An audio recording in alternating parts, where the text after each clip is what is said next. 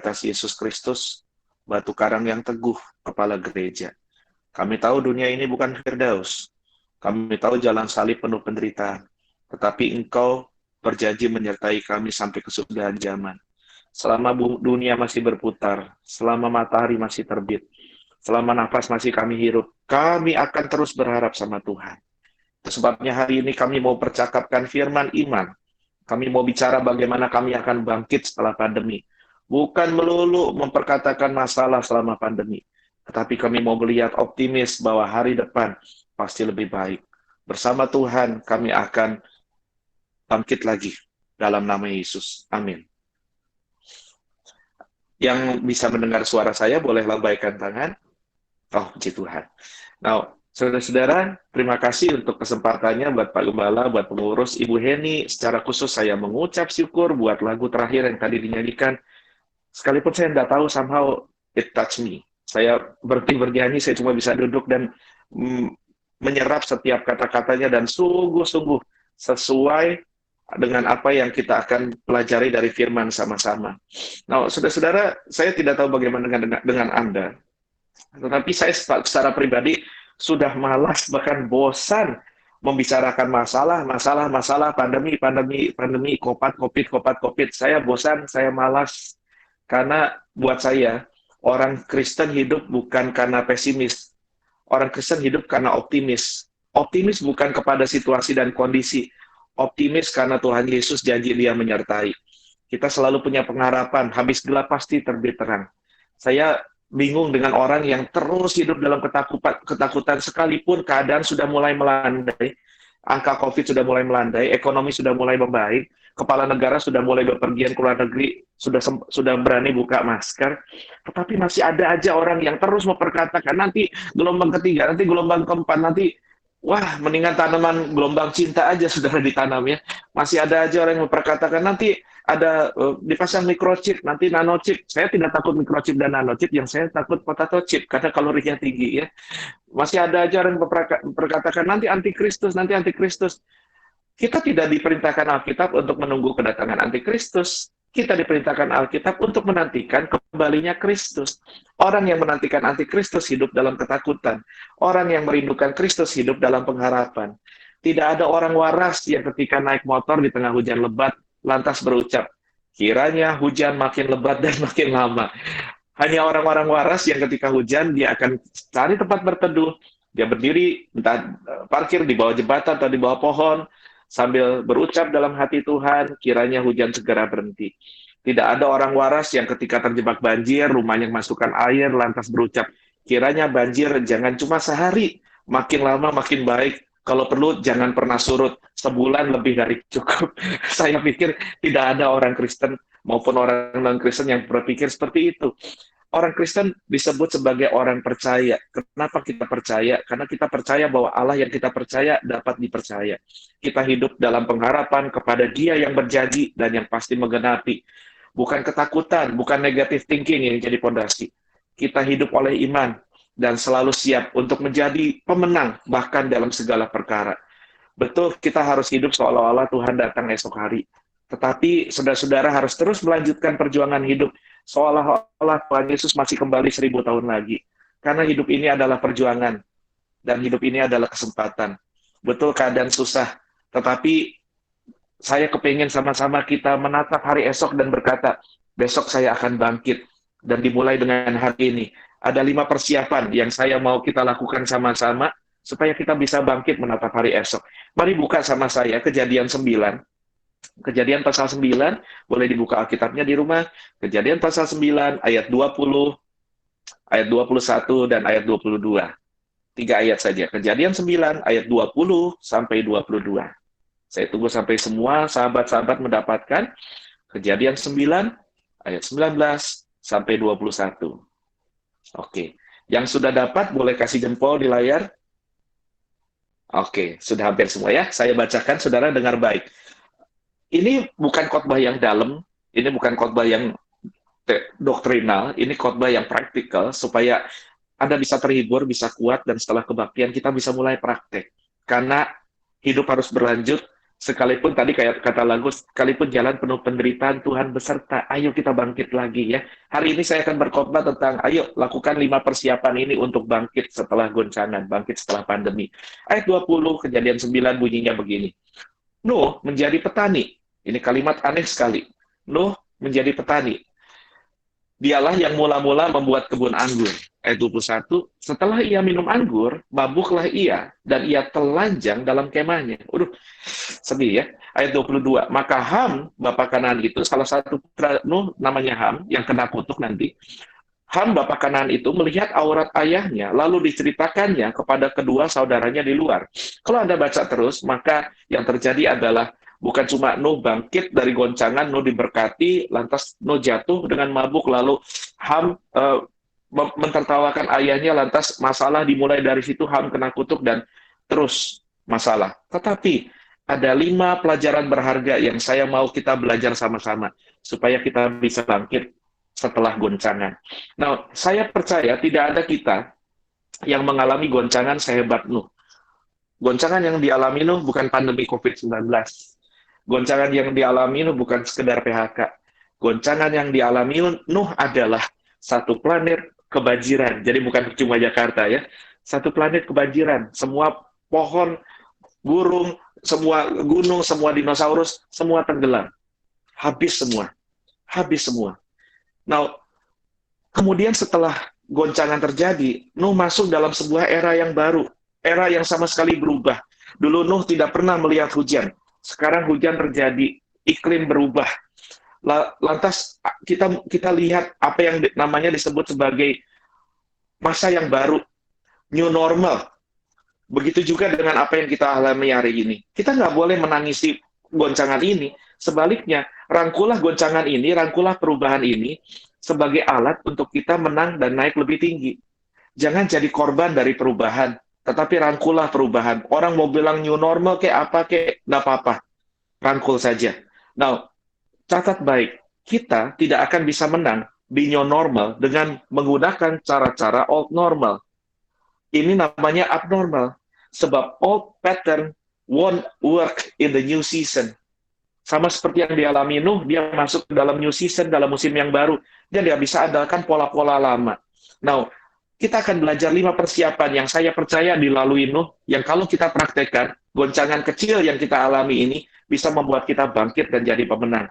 Yang pertama, saya belajar dari Nuh begini, bersiaplah untuk perubahan yang drastis. Jangan jadi korban dari perubahan. Bersiaplah untuk semua perubahan. Ingat, tadi saya katakan, old pattern won't work in the new season. Pola-pola lama tidak akan bisa kita pakai di musim yang baru. Nah, Nuh itu tadi kan dibilang, lalu Nuh menjadi petani. Itu saya bilang tadi kalimat aneh sekali. Karena yang kita tahu, Nuh bukan petani. Nuh bukan petani. Nuh itu seorang builder, seorang kontraktor. Nuh seorang pembangun.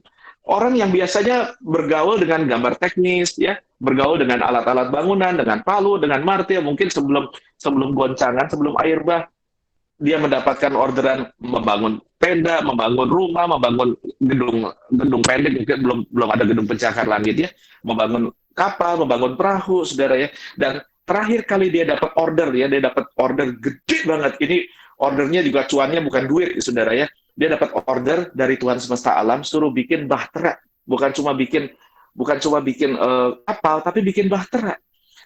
Nuh bikin bahtera, tapi ini kan aneh, saudara ya. Setelah dia diselamatkan Tuhan dengan bahtera, Nuh berubah jadi petani. Kenapa? Kalau Nuh tidak merangkul perubahan, dia ngotot tetap. Saya dulu belajarnya soal building, saya belajarnya soal gambar teknik, saya seorang arsitek, saya seorang pembangun, saya cuma tahu bisnisnya itu. Saya akan terus bisnis di situ. Saya tanya sama saudara, siapa klien atau customer yang mau kasih orderan sama Nuh? Jangankan tetangga, networknya hilang semua, habis. Dia nggak bisa nunggu ada orderan datang untuk datang bikin perahu atau bikin bangunan. Nuh harus berangkul perubahan. Nuh tidak bisa memaksakan diri dengan profesi yang lama, ilmu yang lama, network yang lama, pola-pola yang lama di musim yang baru. Kalau Nuh memaksakan diri seperti itu, Nuh akan jadi korban.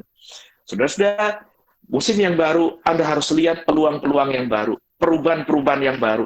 Jangan kekeh maksa, misalkan saya kasih tahu saudara fakta saja. Dalam dunia pendidikan akan ada beberapa jurusan dan fakultas yang tutup karena lulusan dari fakultas tersebut tidak akan kepake di dunia kerja. Akan ada beberapa profesi yang akan hilang dari dunia pekerjaan. Kenapa? Karena musimnya berubah, polanya berubah, teknologinya berubah. Berubahlah sama seperti Nuh. Ayo rangkul perubahan, belajar hal-hal yang baru, lihat peluang, pelajari perubahan-perubahan tools. Dulu Nuh pegang palu, sekarang Nuh pegang cangkul. Dulu Nuh pegang semen, sekarang pegang pupuk. Nggak apa-apa.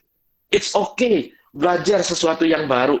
Kalau orang, misalkan contoh ya, kita dagang mie, lantas sudah dari 1.000 orang kita tanya, 900 orang berkata, mie dagangan lo nggak enak. Lo kayaknya bakatnya di sini. Jangan bersikeras dagang bakmi. Ayo pelajari sesuatu yang Tuhan sudah taruh talenta di kita. Ini cuma contoh saja. Kalau misalkan ada paksa diri, saya mau jual layangan. Kapan terakhir kali Anda lihat orang main layangan? Itu sesuatu yang sudah ditinggalkan, saudara-saudara. Now, ketika kita berubah, some people will judge you for changing, but some will celebrate you for growing. Choose your circle carefully. Waktu kita berubah, akan ada orang yang menghakimi karena Anda berubah. Tetapi waktu kita berubah, ada orang-orang yang akan merayakan karena kita bertumbuh. Hati-hati dengan siapa kita bergaul. Tidak semua pergaulan mendatangkan manfaat. Ada orang-orang yang senang kalau kita jatuh. Ada orang-orang yang mencoba untuk menarik kaki kita ketika kita mau naik. Tetapi ada pula orang-orang yang akan bertepuk tangan bersama-sama dengan kita, bergandeng tangan bersama-sama kita, dan menikmati perubahan yang Tuhan kerjakan di planet ini. Nah, Amsal 21 ayat 5 bilang gini, rancangan orang rajin semata-mata mendatangkan kelimpahan, tetapi orang yang tergesa-gesa akan mengalami kekurangan. Orang yang gegabah bocuan, kata kitabnya. Jadi, dalam perubahan, kita harus pelajari dulu tools-nya, pelajari dulu perubahannya, pelajari dulu bisnisnya. Jangan tiba-tiba ada orang main trading, main forex, ada pakai robot, ada ikut-ikut. Jangan cuma ikut-ikutan. Pelajari dulu segala sesuatu. Orang yang tergesa-gesa merangkul perubahan jadi korban. Dalam Amsal 21 ayat 5 di ayat bahasa Inggris bilangnya bagus sekali. Saya pakai versi NLT bilang begini. Good planning and hard work lead to prosperity. Good planning and hard work lead to prosperity. Jadi untuk merangkul perubahan harus ada good planning. Harus ada perencanaan yang baik. Lalu bukan cuma punya perencanaan yang baik. Kalau punya perencanaan yang baik, lantas kita ngimpi-ngimpi supaya kita cuan, itu namanya ngimpi-ngimpi di siang bolong, saudara. Itu namanya belum bangun. Ayo bangun, wake up. Itu namanya masih ngelindur, masih tidur. Tetapi bukan cuma good planning, harus disertai dengan hard work, kerja keras. Tetapi kata ayat itu, but hasty shortcuts lead to poverty. Orang yang cari jalan pintas akan berakhir dalam kemiskinan, kata ayat itu. Kita perhatikan banyak orang yang korupsi. Banyak orang kepengen dapat cuan cepat. Saya cuma mau bilang sama saudara gini, segala sesuatu yang diraih dengan cepat akan hilang dengan cepat. Segala sesuatu yang diraih dengan proses akan nikmat dan membuat kita sukses. Apa yang naik cepat tanpa proses, jatuh cepat dengan sakit sekali. Kalau kita ngumpulin dengan keringat, dengan jujur, dengan mengandalkan Tuhan, cuannya sedikit. Nenek moyang kita sudah bikin pepatah, sedikit lama-lama jadi bukit. Ada orang yang korupsi kepengen kaya cepat, hilangnya cepat, malunya luar biasa. Pakai jaket orange, itu ditonton seluruh Indonesia, malu luar biasa. Ada orang-orang yang kepengen perubahan ini, saya coba itu, akhirnya jadi korban dari perubahan. Pelajari dulu strateginya. Dulu Nuh menggambar rangka bangunan, rangka kapal, rangka bahtera. Sekarang Nuh belajar bercocok tanam. Kalau dulu mungkin Nuh langganan majalah IKEA, sekarang dia langganan majalah Trubus. Buat yang ketawa ingat majalah Trubus, berarti angkatannya udah agak di atas kayak saya ya. Pelajari resikonya, risk calculation. Pelajari resikonya. Tuhan Yesus saja dalam Lukas 14 mengatakan, kalau kamu mau jadi muridku, hitung dulu resikonya. Tetapi yang menarik adalah gini, Tuhan Yesus menggunakan contoh seorang kontraktor lagi, seorang yang kata Tuhan Yesus dalam Lukas 14 ayat 28-30, seseorang yang mau bangun menara, tidakkah dia duduk dulu hitung budgetnya? Jangan sampai dia sudah mulai lantas tidak dapat menyelesaikan. Nah, saudara-saudara, pelajari musimnya juga. Untuk segala sesuatu ada musimnya. Pengkhotbah 3 mengajarkan kepada kita untuk segala sesuatu ada saatnya, ada musimnya, ada masanya. Sebelum Anda melakukan perubahan dalam dunia usaha, dalam karir, dalam bisnis, mau pindah kota, mau kemanapun, pelajari trendsnya, market trendsnya. Kalau bukannya musim duren, jangan maksa dagang duren. Kalau bukan musim sendal jepit, jangan maksa dagang sendal jepit, saudaranya. Kalau bukan musim trading, jangan maksa dagang trading. Apapun itu, pelajari resikonya, pelajari ilmunya, pelajari musimnya. Itu yang pertama, rangkul perubahan, bersiap untuk perubahan. Yang kedua, saya belajar dari Nuh begini. Nuh itu, sebelum bangun Bahtera, dia nggak gegabah seketika langsung bangun Bahtera dan langsung selamat dan kemudian masuk dalam musim yang baru, lalu dia panen anggur. Enggak. Nuh itu berjalan karena dia ngobrol sama Tuhan. Saudara-saudara, sebelum Anda melakukan perubahan, sebelum Anda merangkul perubahan, yang kedua lakukan ini. Konsultasi dulu dengan Tuhan sebelum melangkah. Tanya Tuhan dulu. Terus cari wajah Tuhan. Di masa ini, tanya Tuhan. Jangan, ini bukan waktunya kita mengendorkan doa. Terus kencangkan doa. Doa, doa, doa. Ini bukan saatnya kita meninggalkan doa. Ini saatnya semua orang bingung. Profesor, doktor, karburator, mendikbud, dan doktor, semuanya bingung. Presiden, Perdana Menteri, Raja, Sultan, semuanya bingung. Semua sedang trial and error sebetulnya. Sedang cari cara gimana supaya kita keluar dari musibah ini. Itu sebabnya ketika semua orang bingung, lebih baik kita tanya Tuhan. Sebab orang yang tanya Tuhan akan berjalan dalam ketepatan. Ingat tadi Amsal berkata tergesa-gesa membawa kehancuran atau membawa bocuan, ya, membawa kerugian, kemiskinan. Kata Yesaya 28 ayat 26 dan 29 ayat bahasa Inggris mengatakan gini, the farmer knows just what to do, for God has given him understanding. Sang petani, tuh ilustrasinya petani lagi, tahu apa yang mesti dilakukan karena dia dapat pengertian dari Tuhan.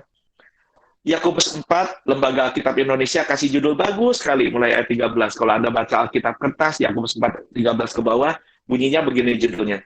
Jangan melupakan Tuhan dalam perencanaan. Jangan melupakan Tuhan dalam perencanaan. Satu hal yang saya paling takutkan adalah saya cuma bikin good planning, tetapi ternyata good planning saya bukan God's planning. Karena good tidak selalu God, tetapi God pasti good, saudara. Itu sebabnya kata Yakobus 4 ayat 13 sampai 15, hari ini atau besok kamu mau berangkat ke kota A atau ke kota B, mau dagang ini atau mau dagang itu, mau bikin ini, mau bikin itu, hidupmu itu sebentar saja seperti uap yang sebentar lalu kelihatan lalu lenyap. Jadi, kalau kamu mau berbuat ini dan itu, kata Yakobus 4, jika Tuhan menghendakinya, kami akan hidup dan melakukannya. Jadi doa dulu, tanya Tuhan. Saya adalah orang yang sangat berhati-hati setelah saya dihajar banyak hal oleh Tuhan. Saya berhati-hati setiap kali mau membuat keputusan besar, terutama yang melibatkan perubahan. Jangan pernah, saudara-saudara, membuat keputusan besar ketika keadaan emosi kita tidak stabil. Apa yang saya maksud emosi tidak stabil? Jangan bikin keputusan ketika marah. Pokoknya cerai aja. Aku mau ganti, aku mau merangkul perubahan, aku mau pasangan yang baru. Enak aja. Nggak boleh gitu, saudara ya. Atau aku marah di kota ini, aku pengen ke kota sana. Atau aku benci gereja ini, aku pindah ke gereja sana.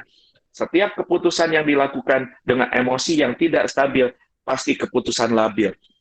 Emosi tidak stabil bukan cuma marah berlebihan, tetapi sedih berlebihan. Susah langai, pokoknya yang bikin ini. Hati-hati dengan keputusan yang Anda buat ketika Anda sedih. Begitu juga dengan ketika Anda happy, Anda sangat sedang gembira. Wah, saya bahagia banget nih. Wah, dapat cuan 2M nih. Saya mau kasih you 1M. Kan begitu kasih 1M, tiba-tiba ada kesulitan, situ udah nggak punya duit. Makanya saudara-saudara, jangan pernah buat keputusan besar ketika kondisi emosi kita sedang labil. Tanya Tuhan. Nuh tidak mungkin berangkat bikin perahu dan bahtera, dan Nuh tidak mungkin jadi petani kalau Tuhan tidak suruh. Apapun yang kita lakukan dalam hidup ini, capailah kita kalau kita melakukan apa yang Tuhan tidak suruh kita kerjakan. Yang ketiga, saya belajar dari Nuh gini, bersiaplah untuk beradaptasi dengan perubahan. Beradaptasi, itu kata kuncinya. Dari kontraktor, bisnisnya kontraktor, bisnisnya membangun, jadi petani. Kira-kira adaptasinya sukar apa sukar? Sulit apa sulit? Sukar banget dan sulit banget, saudara. Ini bukan sesuatu yang mudah. Sebab itu dalam merangkul perubahan, ketika kita beradaptasi, ketika kita sudah berubah, sudah siap berubah, sudah siap banting setir, sudah tanya Tuhan, Tuhan suruh melangkah. Nah, ketika kita melangkah, ketika Nuh jadi petani, itu tidak langsung hasil, itu tidak langsung pintar, itu tidak langsung bisa. Nuh harus beradaptasi dulu dengan keadaan.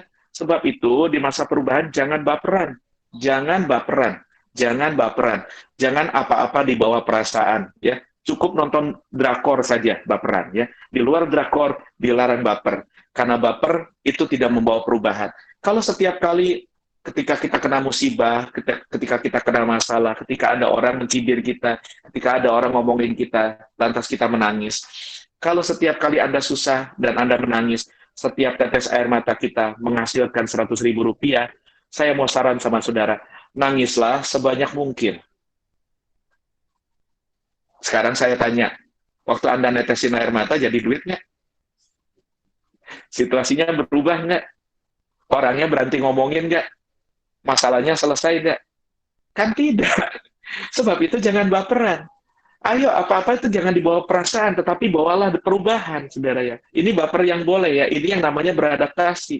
Rasul Paulus dalam Filipi 4 ayat 12-13 saja, kalau Anda lupa, saya ingatkan, Rasul Paulus itu bukan orang susah, dia terpandang, punya status sosial, dia seorang elit agama. Anda tahu sendiri, saudara, kalau hidup dalam masyarakat yang religius, orang punya posisi rohaniwan, kayak apa dihormatinya.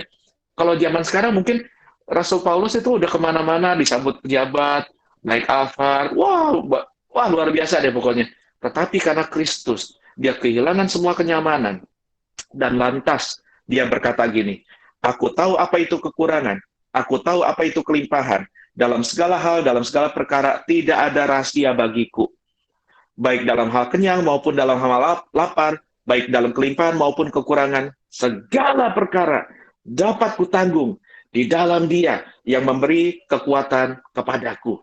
Ini yang namanya kemampuan beradaptasi. Paulus bisa itu. Dia tahu waktu dia sukses kayak apa, dia tahu dia susah kayak apa. Nggak masalah, kata Paulus. Dalam bahasa Inggris, di terjemahan NIV dikatakan gini, I have learned the secret of being content. Aku sudah belajar rahasianya. Yaitu, rahasia bisa beradaptasi adalah belajar berkata cukup. Kalau Anda tidak pernah bisa belajar berkata cukup, seberapapun Tuhan kasih, nggak akan pernah puas. Dan Anda akan terus menderita. Oh, demikianlah penderitaan. Penderitaannya tidak pernah berakhir. Itu kok kayak jenderal itu ya, saudara. Sebab itu, di masa perubahan, ketika Anda ganti profesi, pindah kota, ganti bisnis, harus mampu untuk kencangkan ikat pinggang. Beradaptasi. Jangan jadi victim dari perubahan, tetapi jadi victor atas perubahan. Jangan lawan perubahan, tetapi rangkul perubahan dengan cara apa? Dengan cara beradaptasi.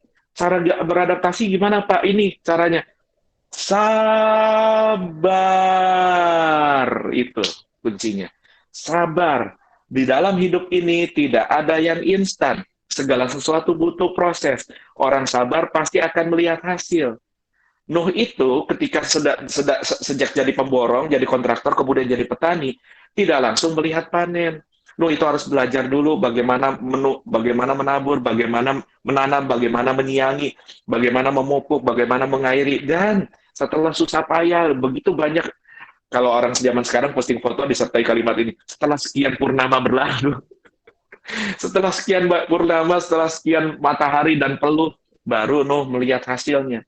Segala sesuatu yang lewat proses, hasilnya nikmat dan sukses. Segala sesuatu yang datangnya cepat, hilangnya cepat. Uang panas, nguapnya cepat. Orang sabar pasti melihat hasil. 2 Timotius 2 ayat 6 bahkan bilang begini, seorang petani yang bekerja keras, pasti yang pertama melihat hasil. Pasti.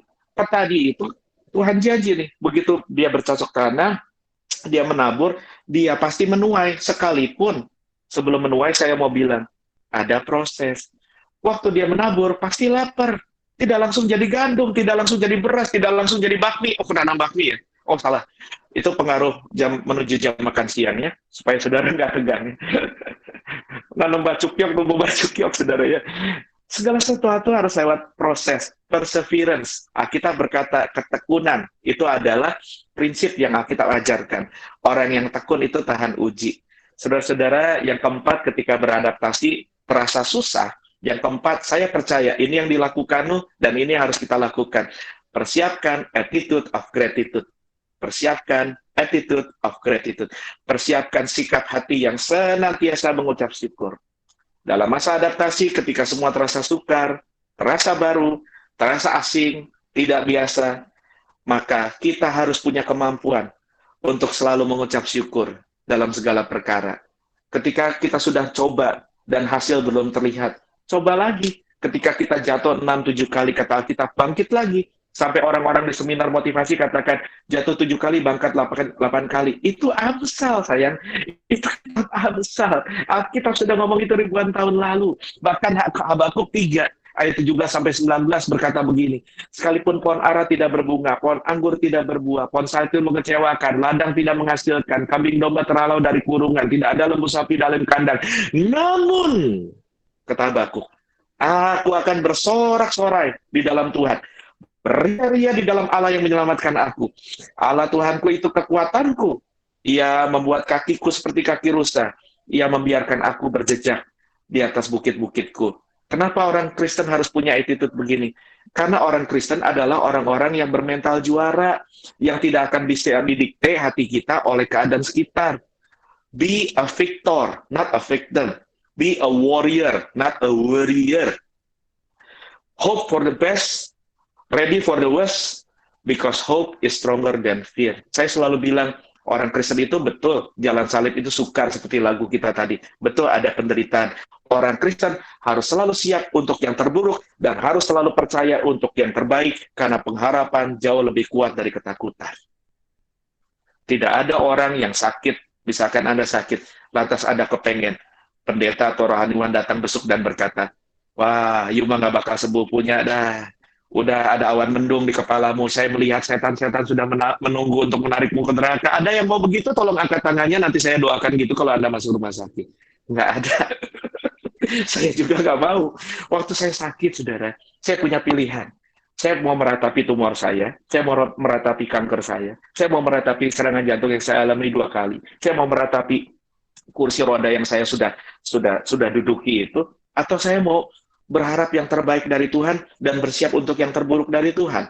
Saya siap ketika Tuhan panggil saya, berarti tugas saya selesai. Tetapi saya mau berharap bahwa kalau Tuhan mau, Tuhan bisa kasih saya umur, supaya saya bisa besarkan anak saya, bisa jaga istri saya, bisa gembalakan gereja yang Tuhan percayakan, dan bisa ketemu saudara hari ini tanggal 31 Oktober. Pengharapan selalu lebih kuat dari ketakutan. Yang bikin kita hancur, saudaraku, bukanlah kegagalan, bukanlah kesukaran, bukanlah pandemi, bukanlah goncangan. Yang membuat kita hancur adalah ketidakmampuan dan ketidakmauan untuk mengucap syukur dalam segala perkara. Jangan mengeluh sampai kita lupa apa namanya bersyukur. Sebaliknya, bagaimana Pak caranya punya hati yang bersyukur, yang kuat beradaptasi? Saya kasih tipsnya. Bersyukur sajalah terus sampai kamu lupa apa namanya mengeluh.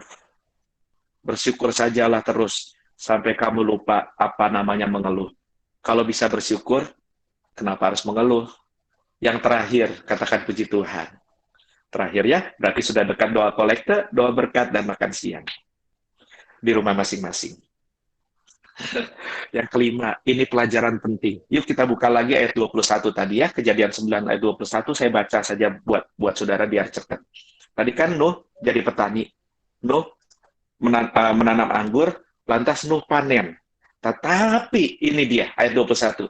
Setelah Nuh minum anggur, mabuklah ia, dan ia telanjang dalam kemahnya. Dan kalau Anda baca terus, maka salah satu anaknya mempermalukan bapaknya, anaknya kena kutuk, keturunannya kena kutuk sampai hari ini. Saudara-saudara, saya mau bilang gini, yang terakhir ya, belajar dari Nuh, yang kelima, persiapan bangkit setelah pandemi, setelah goncangan. Yang kelima, setelah ditolong Tuhan, dan setelah bangkit, tetap waspada. Karena tidak ada orang jatuh ketika di bawah. Orang jatuh cuma jatuh ketika dia ada di atas. Sebelum air bah datang, Nuh tidak suka mabuk. Dia berhasil lolos dari orang-orang yang suka hidup dalam dosa dan suka mabuk. Sekarang setelah Nuh lolos, ia malah minum mabuk. di tengah-tengah kelilingan orang yang tidak suka mabuk. Iya dong, kan keluarga lu disebut keluarga orang benar, kata Tuhan. Bukan keluarga pemabuk. Dulu dia tinggal di tengah bangsa pemabuk, di tengah bangsa berdosa. Setelah lolos, Nuh malah jadi orang mabuk di tengah-tengah orang yang tidak mabuk. Jangan biarkan keberhasilan, kesuksesan, segala berkat Tuhan membuat kita malah meninggalkan Tuhan. Ingat janjimu, ingat doamu, ingat doaku yang kita ucapkan sama Tuhan selama kesukaran pandemi ini. Kita berkata, Tuhan, kalau Tuhan loloskan saya, kalau Tuhan nggak matiin saya, kalau Tuhan sembuhin saya, kalau Tuhan tolong saya, nanti selesai pandemi, aku akan terus setia, aku akan terus memberi, aku akan terus menabur, aku akan terus mengasihi, aku akan terus melayani. Nanti giliran udah pandemi lewat, dosanya diulang lagi. Kebiasaan lamanya diulang lagi. Dan janji-janji yang kita ucapkan selama pandemi, lupa semua. Saya percaya itu bukan saudara. Itu mah tuh teman-teman yang di kolong jembatan sana, yang di gereja pengkolan kiri, nyebrang warung rokok, loncat ke jurang. Nah itu di situ. Bukan saudara. Jangan buka celah, waspadalah. Sebab iblis selalu cari cara untuk menjatuhkan kita. Dan kita rata-rata jatuh bukan ketika kita di bawah. Bagaimana mau jatuh? Orang udah di bawah. Kita hanya jatuh ketika kita di atas. Hati-hati kalau Tuhan sudah angkat kita naik. 1 Korintus 10 ayat 11-12 bilang gini, semua ini termasuk pengalaman Nuh, pengalaman bangsa Israel, telah menimpa mereka sebagai contoh dan ditulis untuk jadi peringatan bagi kita, jemaat GKO, Gereja Oikos, yang hidup pada waktu di mana zaman akhir telah tiba. Sebab itu, siapa yang menyangka bahwa ia teguh berdiri, hati-hatilah supaya ia jangan jatuh. Jangan lupa, kata Ulangan 8 ayat 10, and you have eaten and satisfied. Waktu Anda sudah makan, sudah diberkati dan kenyang. Tetap puji Tuhan. Jangan lupakan Tuhan. Dan jangan lupakan apa yang Tuhan sudah perbuat untuk kita. Kita harus rangkul perubahan, betul, supaya kita bisa bangkit dan menang di era new normal. Berubah atau mati. Yang lalu itu sudah berlalu. Jangan mimpi kita bisa kembali ke model di masa lalu. Pok ame-ame belalang kupu-kupu, jangan balik jadi kepompong kalau kamu sudah jadi kupu-kupu. Saya tutup dengan sebuah lelucon ya. Ada mungkin saudara kenal ya, namanya Pak Mukidi. Pak Mukidi ini belajar ibadah online karena dia nggak ngerti teknologi sebetulnya. Lalu Pak Gembalanya tanya sama Pak Mukidi, selama pandemi apakah Bapak takut ibadah online? Pak Mukidi jawab, niatnya sih begitu Pak Gembala, tiap minggu mau ikut ibadah online, tetapi gagal terus. Pak Gembala tanya, kenapa gagal terus? Kan gampang kalau mau ikut ibadah online, cukup buka handphone, buka YouTube, ikut. Pak Mukidi bilang, iya sih Pak, tapi kan saya ingat pengumuman di gereja dulu, kalau mau ibadah. Pak Gembala tanya, emang pengumuman apa yang Bapak ingat? Setiap kali Pak, kata Pak Mukidi, kalau mau kebaktian di gereja kan dulu pengumumannya begini, saudara-saudara jemaat terkasih, ibadah akan segera dimulai. Mohon semua handphone dimatikan. Aku matiin handphonenya, Pak. Pak Gembalanya pingsan di tempat, saudara ya. Oleh sebab itu, jangan takut dengan perubahan. You may lose something good in the process, but you may gain something better. Jangan takut dengan perubahan. Mungkin dalam proses ada sesuatu yang hilang. Tetapi sesuatu yang lebih baik akan kita dapatkan. Jadi belajar, jangan jadi Mukidi, jadilah air yang cair, fleksibel. Masa kalah sama Bruce Lee, be water. Kalau wadahnya bentuk gelas, jadi gelas. Bentuk mangkok, jadi mangkok. Bentuk botol, jadi mangkok. Jadi botol. Jangan kaku, seperti ranting patah, yang kesenggol dikit, kena masalah dikit, diomongin dikit, langsung patah.